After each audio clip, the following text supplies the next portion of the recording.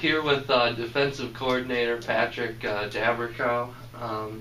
Now that you've had a couple days for it to sink in, what thoughts can you add on the win over Northwestern? Well, it's just a nice stepping stone to where we want to be. We recruited these guys. A lot of them came in here to win championships, and that's ultimately our goal. And while we started this season 0-3, this is really a good turning point, I think, not only for the season but for the program, as far as winning a game that a lot of people from the outside thought that we would not win. So it's just it's another step in the process, but it's definitely a big hurdle to jump. It was good. Your defense gave up quite a few yards in the first half, and then second half held them to 86 yards and no points. And what was the key there? Really, just we stuck with the game plan. The game plan was working pretty well. Our guys, it was just a matter of executing, and we kind of honed in on some calls and some things that we were doing that were we felt would be successful.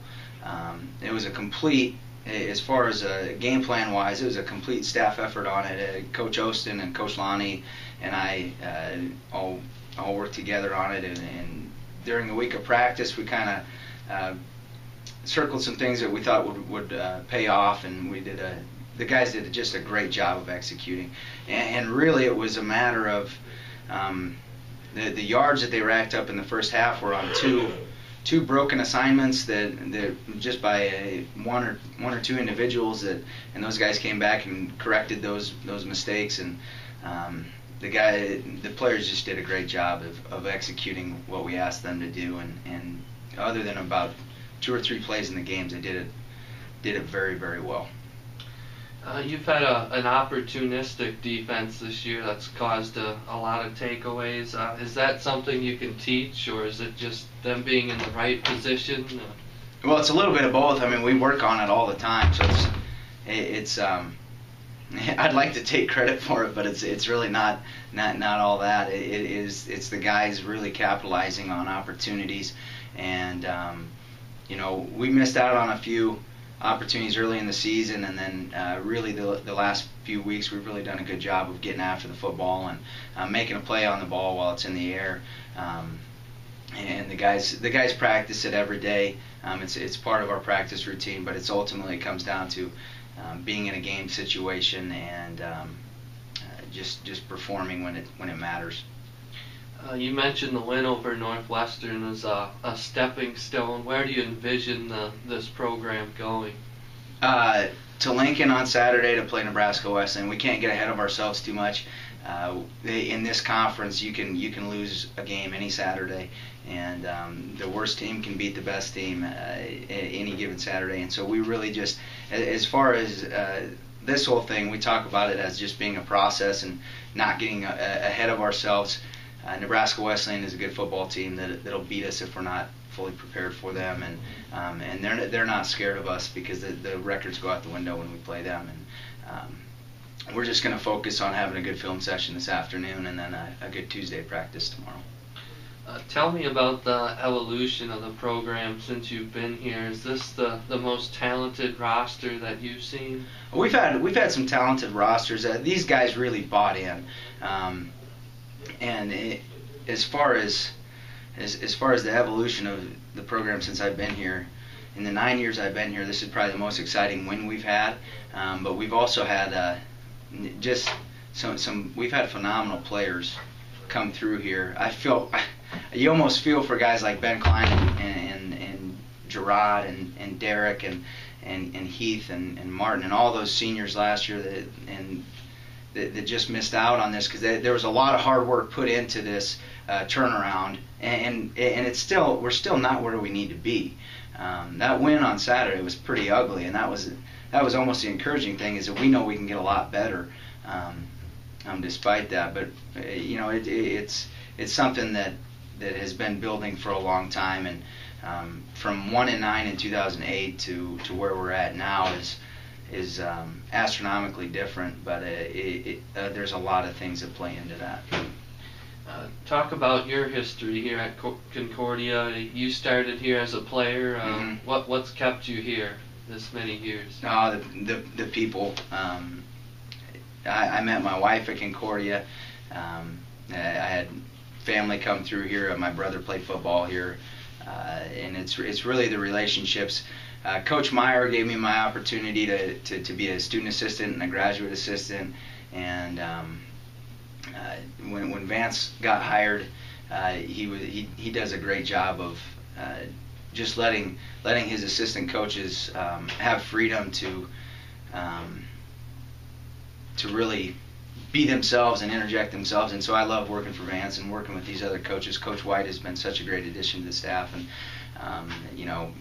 from top to bottom, we're on the same page, and it's really been just a lot of fun to coach with this group. Think way back to when you were a high school senior. Right. What enticed you to come here?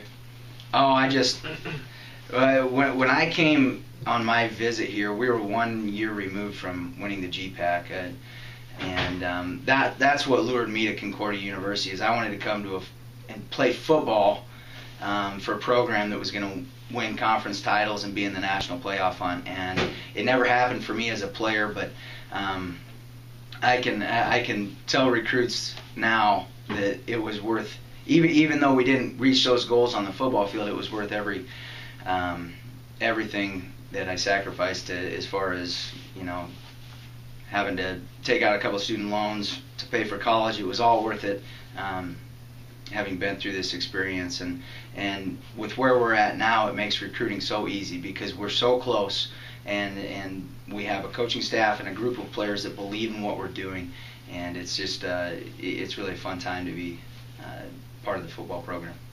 Who have been some of your major... I also came here to get a degree, which I didn't know that. Right, Of my senior year of high school, I was coming to, but I also got a great degree here. Who have been some of your major influences in the coaching profession? You just got to read books, I guess, and there's a lot of guys who have a lot of good things. And the best advice you can have, I don't remember if it was, I think it was Joe Gibbs who said, treat every coaching job like it's the last job you'll ever have. And there's just a lot of inspiration as far as from coaches going to the convention and listening to some of the like Frosty Westring and some of the older coaches, especially the small college coaches who know what it's like to wear multiple hats as far as in the program. Reading their books and things are always really inspirational. What made you decide you wanted to get into coaching? Because I love football. And I believe that college coaching especially there's a great mission field there as far as a ministry goes, and there's guys who, when you leave home and you come to a whole new setting, all those kids from solid backgrounds, they kind of start fresh, and all the kids from backgrounds that aren't so solid maybe, they have an opportunity to really get plugged in and start their own path here, and so it's a great opportunity as a college football coach to just try and be obedient to God's will in your life and God's calling on where He wants you, and so I hope He keeps me here for a while. You spend a lot of time at practice and watching film during the season. How many hours a week do you think a coach spends during football season? As many hours as it takes. It's different from week to week. What's nice is with all the technological advances, even I've only been at this for 7 years, and everything's web-based now, so I can break down a lot of film from home, which helps when you have a 1-year-old and another baby on the way. It really frees you up to be able to, you're still putting in hours. It's just you're putting them in at the dining room table at 2 a.m. instead of at your office, so you can be available. So when you actually do have some downtime, what kind of things are you doing away from the football field? Spending time with my family. Especially during the season, you kind of take every chance you can get to spend some time spend some quality time at home, and you know, when it's